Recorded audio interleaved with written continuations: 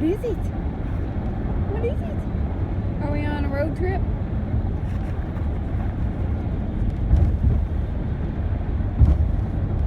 So I'm not scared at all.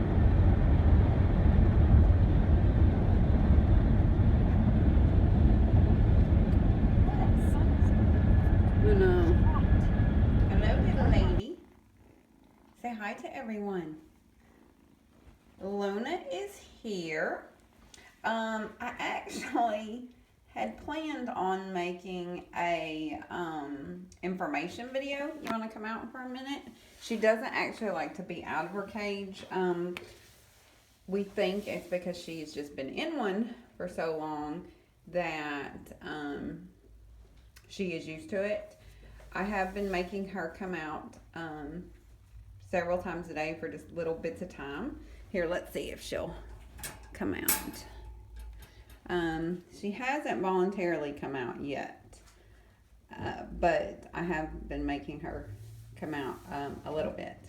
I did want to make, and I am going to make an informational video about Luna and one about Hope, because there has been so much medical diagnoses, and I have learned so much in the past 2 weeks that my brain is really hurting. But I don't have time before Christmas. I just simply don't. I tried to do part of it this morning and it was a fail. But I didn't want anyone to be mad at me for waiting so long to see Luna. And I'll talk about Hope in just a little bit as well, because Hope is unfortunately symptomatic again. We do have a diagnosis for her. Here, I'll show you. I did make a board, which I'll give you a sneak peek. I have filmed that part, but like I said, it's going to be after Christmas, probably actually the new year before it goes up.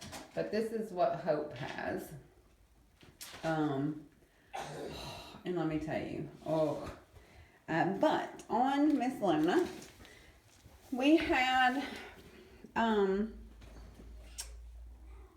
what happened with Luna, quickly, because I will get into it more, is, as I have told everyone, my vet that, was keeping Luna, at her animal hospital, was working with a specialist, come here, who we were lucky enough to actually accidentally get him involved in her case. Come on, baby girl.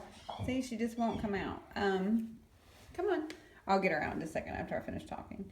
And he wanted to do another barium, an ultrasound on her before we did the surgery. And he was going to be present for the surgery. But he had several concerns, one of which would be whether or not she had enough diaphragm tissue to close up. Because once they removed the liver and the spleen, the hole would be quite large, and you can only stretch the diaphragm so far in order to close it up. And Luna is very small. She's 2 pounds. Hello, little bug. She's 2 pounds, 5 ounces, which is pretty much what she has been from the get-go. She hasn't gained a ton. So he did the ultrasound, and we had a group meeting together, and it decided it's too risky because it does not look like she has any extra tissue, diaphragm tissue.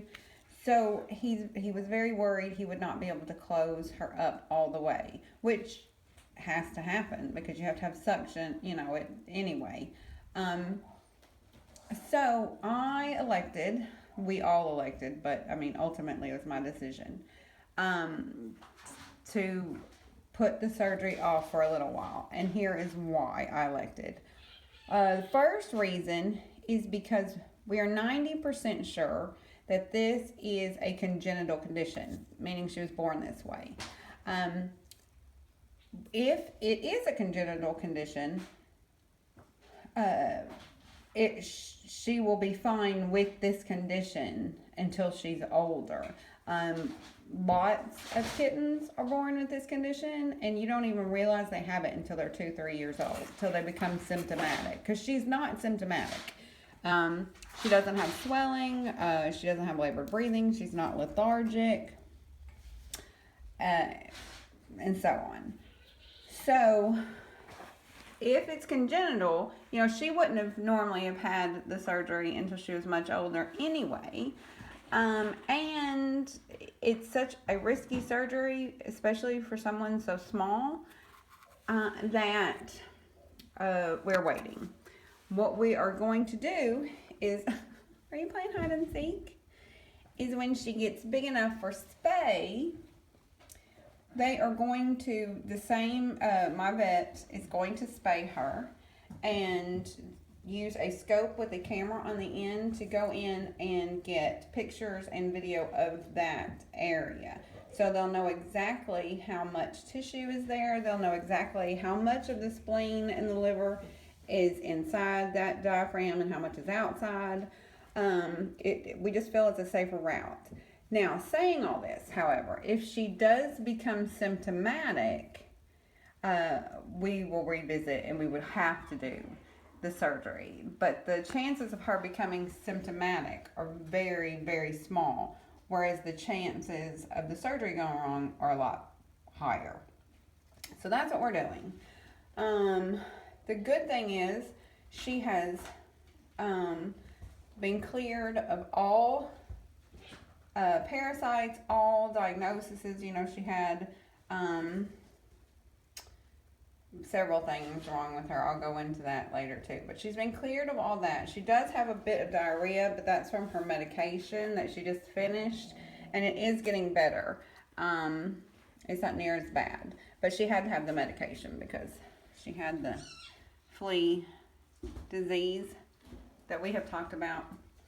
Come here.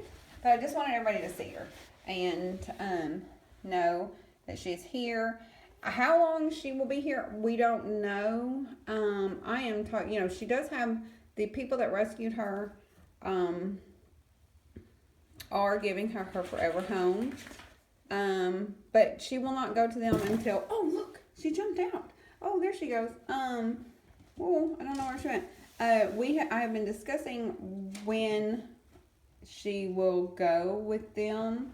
We're still not sure. Oh, come here. It's okay. You want to go? Come here. Hold on. Hello, little bug. Hello, little bug. Come on. Do you want to come out? Come on. Oh. That's a sweet girl. Come on. Oh.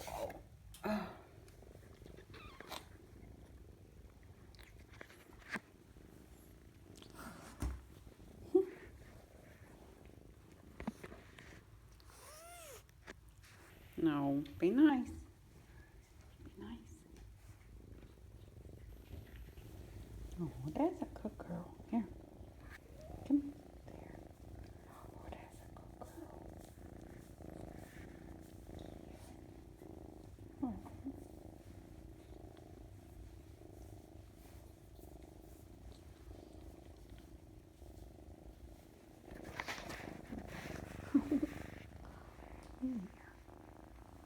That's a good girl.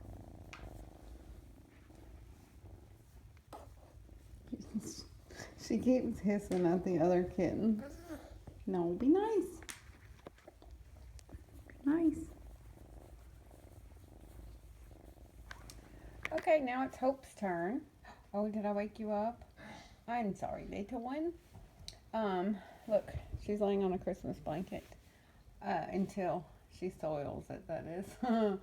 Anyway, I did say when I was doing Luna that I would do an update on Hope. It's not going to be a full update. It's a lot of information. I did show the board that was in the nursery that had all the information for what it is that Hope has. And she is having a flare-up. This parasite does wax and wane, which is what we have been seeing. I just thought it was because of different treatments, but that is not what it is. This flare-up, I'm pretty sure, is because of the stress of when I took her to the vet, because it started on the ride back from the vet, but it is getting better. Every day it's getting a little bit better. She has not had any leakage. Oh, I said that, and there's some on the blanket. Oh, sorry about that. Okay, she hasn't had a ton of leakage. Oh, my poor baby. She is back on daily fluid, sub-Q fluid intake, and we have changed around a little bit her nutrient intake, like her manual, not the food that she gets, but what I give her. But she still is in good spirits. She played for a good while this morning, and she's still like lovey-dovey. So she's been tons worse. And now that we know what we're dealing with, I know not to stop, say, like the fluids and that kind of thing until her symptoms have gotten to a certain point. So I do know better how to manage what is wrong with her, which is a good thing. The only problem is how long it takes for this to clear up. I don't think I said with Luna, but I have chosen not to treat her with the, there's only one medication that treats this, and it's like ronidazole, Ronidazole, I believe is how you spell it. You can look it up, and if you look up her diagnosis, you'll find the medicine anyway. It's the only medicine that treats it. And the reason I've chosen not to treat, normally it's 50-50. 50% of people normally choose to, and 50% don't. I am one of the ones that I'm not treating it at the moment, because the medication has a high probability of toxicity buildup in cats, which can have a really long-term, if not permanent, neurological effect on them. If she were a fully grown cat, I would probably do the medication, but because she is still in her growth stage, I am not. Also, it's so toxic, it can be toxic to humans. Like, you have to wear gloves when you give them medication, and it has to be compounded into a pill, so, like, there's no, it's insane. So, we are just treating the symptoms, keeping her hydrated, keeping her vitamin levels good. I do have the tools to get stool samples and other samples from her without having to take her to the vet. I can just take the samples, because it is quite hard on her system.